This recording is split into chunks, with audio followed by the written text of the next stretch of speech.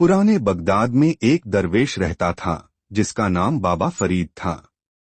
उसकी लंबी सफेद दाढ़ी, साधारण कपड़े और चेहरा एक अजीब सी रोशनी से चमकता था। वो किसी से कुछ नहीं मांगता था, न खाने के लिए न पहनने के लिए।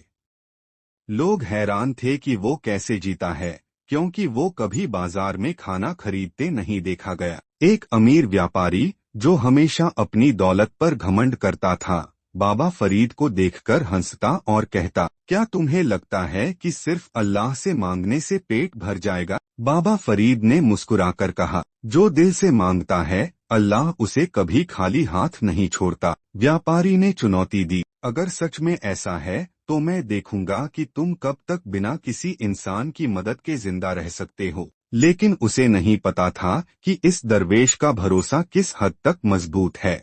व्यापारी ने सोचा कि बाबा फरीद कुछ ही दिनों में भूख से टूट जाएंगे, मगर हर दिन वो दरवेश वैसे ही शांत और रोशन चेहरे के साथ बैठा रहता। लोग आते, उससे दुआ करवाते और वापस चले जाते, मगर कोई उसे खाना या पानी लाता नहीं दिखता। एक दिन व्यापारी ने छिपकर बाबा फरीद को देखा। सूरज ढल रहा था और बाबा फरीद ने हाथ उठाकर दुआ की, या रब्ब, तू ही मेरा रब है, तू ही मेरा रिस्क देने वाला है। अचानक आसमान से एक परिंदा आया जो अपनी चोंच में रोटी का एक टुकड़ा लिए हुए था। वो परिंदा बाबा फरीद के पास बैठा और रोटी उसके सामने रख दी। बाबा ने बिस्मिल्लाह कहकर खाया और शुक्राने में सजदा किया। व्यापारी ये सब देखकर दंग रह गया। उसकी आंखों में हैरानी और गुस्सा था। उसने तय कर लिया कि वो इस करिश्मे की सच्चाई सामने लाकर रहेगा, चाहे कुछ भी हो जाए। व्यापारी की हैरानी अब जलन में बदल चुकी थी। वो मानने को तैयार ही नहीं था कि सिर्फ अल्लाह की मदद से कोई जिंदा रह सकता है। उसने तय किया कि वो बाबा फरीद की आस्था को तोड़कर रहेगा। एक रात जब बगदाद की गलियां सुनसान थीं, व्यापारी ने अपने नौकरों को भेजा। उन्होंने बाबा फरीद की झोपड़ी के चारों ओर पहरा लगाया ताकि देख सकें कि कोई छिपकर खाना तो नहीं दे रहा। मगर पूरी रात बीत गई, कोई नहीं आया। अगली सुबह व्यापारी खुद बाबा के पास पहुंचा और व्यंग्य से बोला, अगर तुम्हारा अल्लाह सच में तुम्हारा ख्याल रखता है तो चलो मेरे बगीचे में, मैं तुम्हें एक कमरे में बंद कर दूंगा। अगर 3 दिन बाद तुम जिंदा रहे तो मैं मान लूंगा कि अल्लाह सच में सब कुछ दे सकता है। बाबा फरीद ने सिर झुका लिया और कहा, अगर ये भी अल्लाह की मर्जी है तो मैं तैयार हूँ। व्यापारी ने बाबा को एक अंधेरे कमरे में बंद कर दिया। ना खिड़की ना दरवाजा, बस छत पर एक छोटा सा छेद जिससे थोड़ी रोशनी आती थी।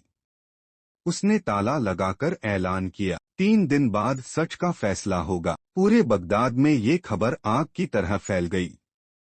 लोग बेसब्री से इंतजार करने लगे, क्या सच में अल्लाह की मदद आएगी या बाबा फरीद की भूख से जान चली जाएगी। लेकिन उस कमरे में बाबा फरीद की जुबान पर बस एक ही दुआ थी, या रज़्ज़ाक, या करीम। और फिर पहली रात का करिश्मा हुआ। वो कमरा एक कब्र की तरह अंधेरा था, न रोशनी, न हवा, न खाने पीने का कोई सामान।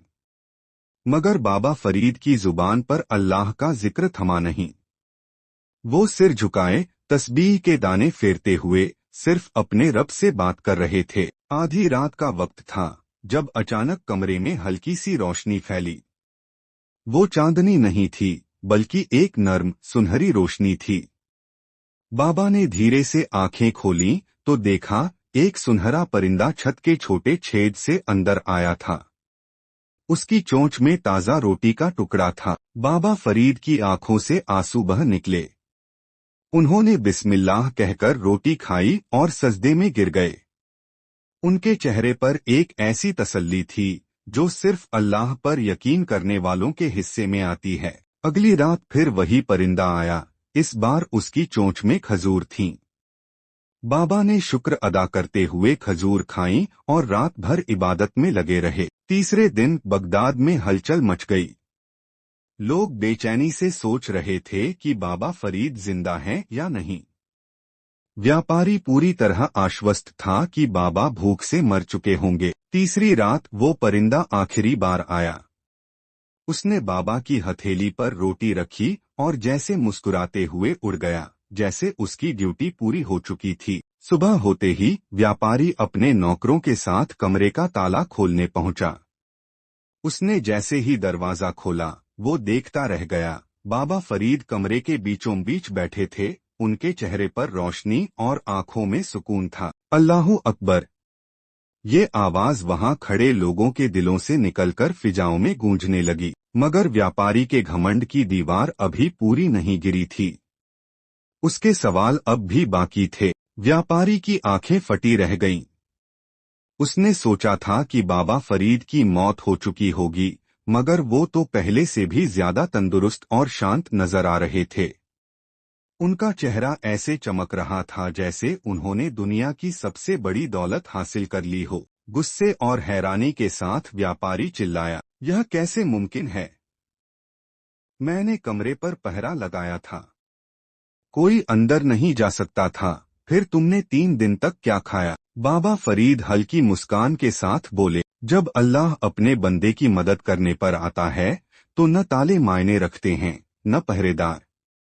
रोजाना एक परिंदा आता था जो अल्लाह के हुक्म से मेरे लिए खाना लाता था। व्यापारी की आवाज कांपने लगी, यह जादू है।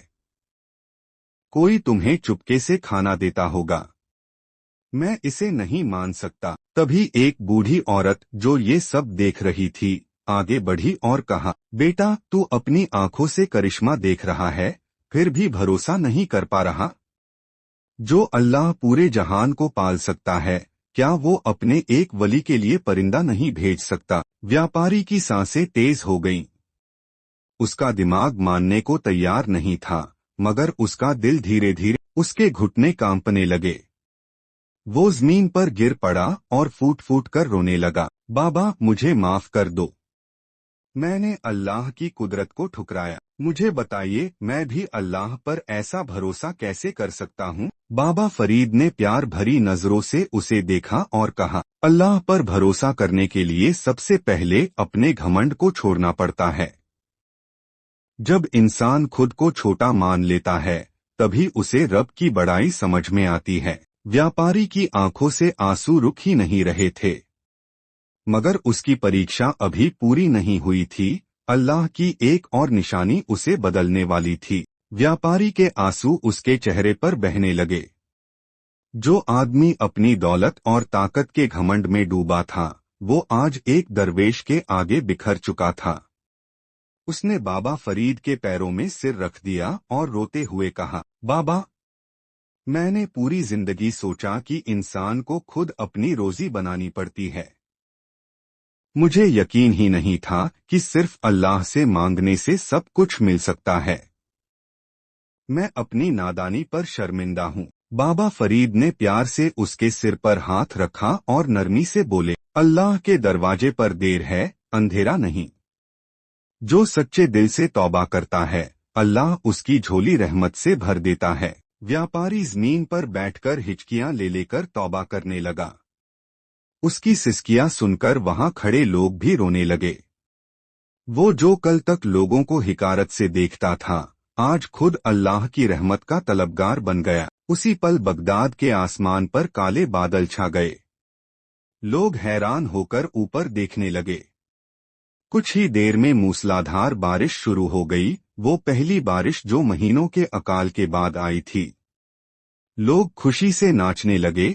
बच्चे बारिश में खेलते हुए अल्लाह का शुक्र अदा करने लगे। व्यापारी ने आंसू भरी आंखों से बारिश की बूंदों को छुआ, फिर बाबा फरीद की तरफ देखकर हैरानी से बोला, ये बारिश आपकी दुआ की वजह से हुई है। बाबा ने हल्की मुस्कान के साथ कहा, ये मेरी दुआ की नहीं, अल्लाह की रहमत की बारिश है। जब इंसान अपने दिल से सिर्फ अल्लाह पर भरोसा करता है, तो सूखी जमीन भी फूलों से भर जाती है। व्यापारी ने अपना सारा माल गरीबों में बांट दिया और खुद भी बाबा फरीद की संगत में रहने लगा। जो इंसान कभी अल्लाह की कुदरत पर शक करता था, वो अब हर सांस में अल्हम्दुलिल्लाह कहने लगा। बगदाद के लोग इस किस्से को पीढ़ी दर पीढ़ी सुनाते रहे कि कैसे एक दरवेश जो सिर्फ अल्लाह से मांगता था, पूरे शहर को ईमान की बारिश से नहला गया। कहानी का अंत अल्हम्दुलिल्लाह।